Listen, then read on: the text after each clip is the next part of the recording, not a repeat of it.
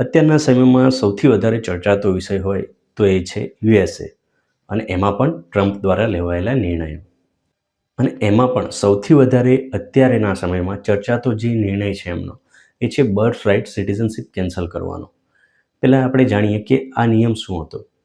તો અહીંથી કોઈ પણ વ્યક્તિ યુએસએમાં વિઝિટર વિઝા ઉપર જાય, H1B વિઝા ઉપર જાય કે કોઈ અન્ય વિઝા ઉપર ગયો હોય અને ત્યાં તેમના બાળકનો જન્મ થાય છે તો એને બાય બર્થ સિટીઝનશીપ મળી જતી હતી અને એના 18 કે 21 વર્ષ પછી માતા પિતા સિટીઝનશીપ માટે એપ્લાય કરી શકતા હતા અને તે ત્યાંના સિટીઝન એટલે કે ગ્રીન કાર્ડ હોલ્ડર થઈ જતા હતા.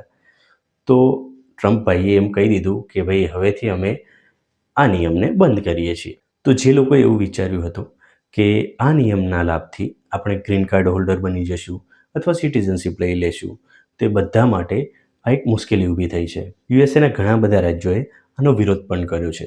ત્યાંની કોર્ટમાં એ લોકોએ પિટિશન પણ દાખલ કરી છે. પરંતુ ભવિષ્યમાં શું નિર્ણય આવે છે એ તો ત્યાંની સરકાર અને કોર્ટ જ જાણે.